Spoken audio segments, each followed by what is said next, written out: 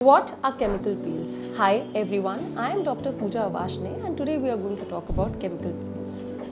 Chemical peels are basically acids that are derived from fruits or milk applied on the skin to exfoliate or peel your skin in a controlled destructive manner.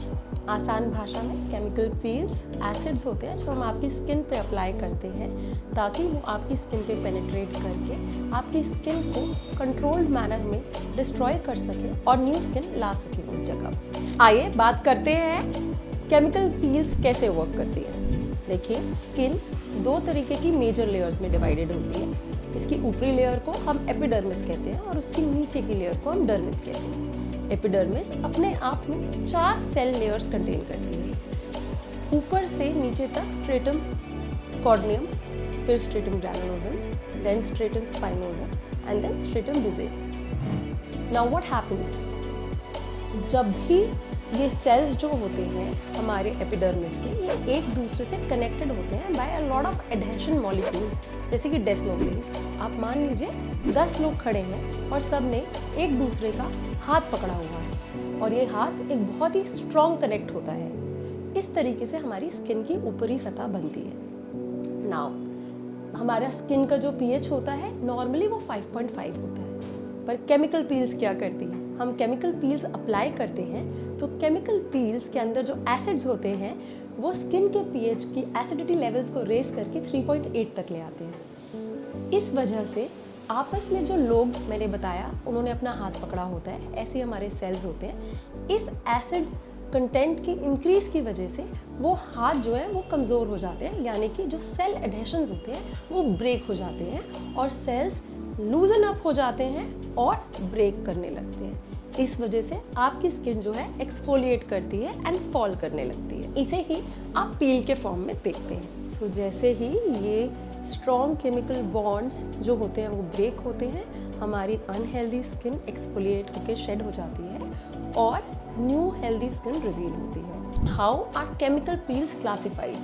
देखिए, सब जानना चाहते हैं कि कितनी तरीके की केमिकल पील्स होती हैं और ये स्किन की कौन सी सतह पे काम करती हैं।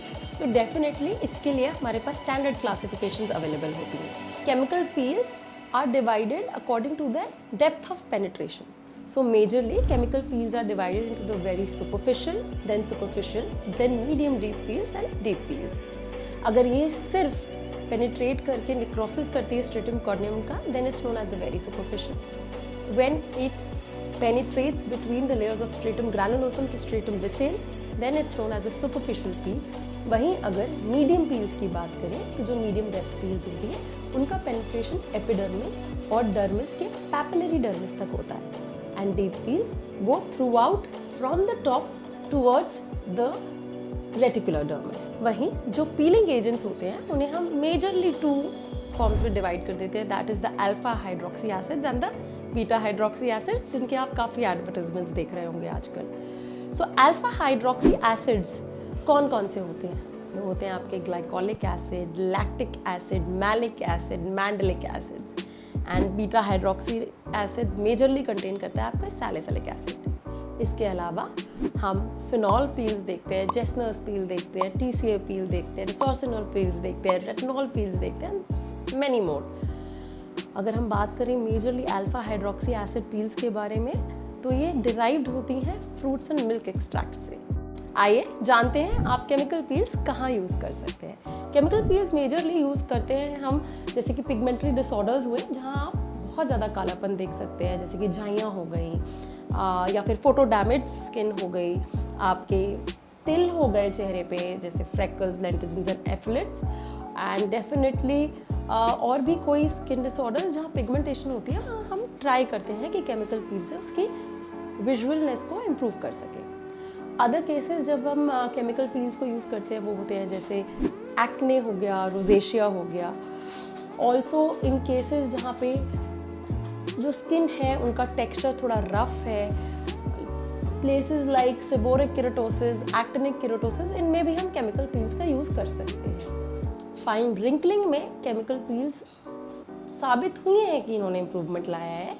वहीं स्कार्स जैसे कि ट्रोमैटिक स्कार्स हैं, एक्ने स्कार्स हैं, वहाँ पे भी केमिकल पील्स का यूज़ माना गया है। अगर मेजर इंडिकेशंस देखे जाएं पील के कि हम डे टू डे प्रैक्टिसेस में डर्माटोलॉजिस्ट सबसे ज़्यादा पील्स किस में करते हैं, तो वो majorly acne vulgaris, cases of hyper pigmentation and definitely uneven skin tone में डर्माटोलॉजिस्ट केमिकल पील्स को यूज़ करते हैं।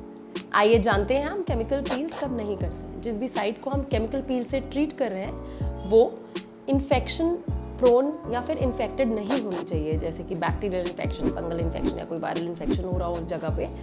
ऑल्सो जो ओपन वूंड्स होते हैं वहाँ पे ऑब्वियसली हमें केमिकल पील्स को बिल्कुल भी नहीं करते हैं। ऑल्सो प्लेसेस वेयर जब किसी भी पेशेंट ने कोई ऐसा ड्रग ले रखा हो जिसकी फोटो सेंसिटाइजिंग पोटेंशियल हो तो हम केमिकल पील्स को यूज़ नहीं करते हैं। नर्सिंग मदर्स हो या फिर प्रेग्नेंट फीमेल्स हो should not go for chemical peel.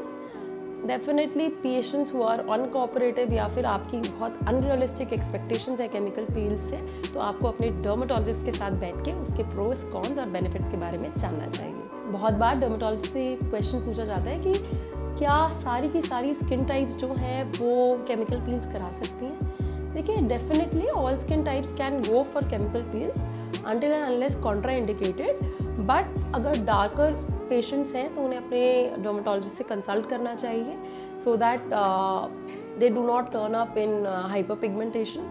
Also glycolic acid peels are good for all skin types, whereas जो सैलिसिलिक एसिड पील्स होती हैं they are good for oily skin and acne prone skin. वहीं lactic acid peels जो होती हैं हम usually pigmented skin या hyper pigmentation को ट्रीट करने के लिए यूज़ करते हैं, पर वो भी ऑल स्किन टाइप में यूज़ हो सकती है। आइए बात करते हैं पोस्ट पील केयर के बारे में।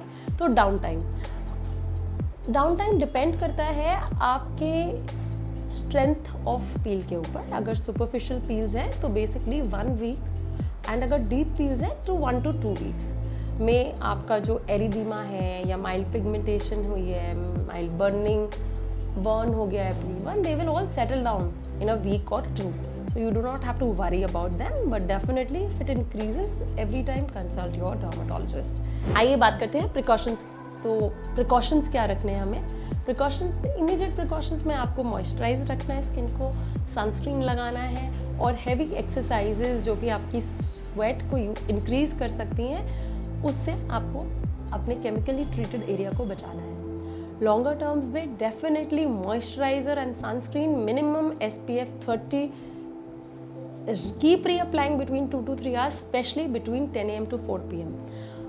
One should always understand, देखिए केमिकल पील्स के बारे में जो मेजर मिथ्स हैं कि क्या वो केमिकल पील जो है आपकी स्किन को थिन कर देता है। No, it's a big no.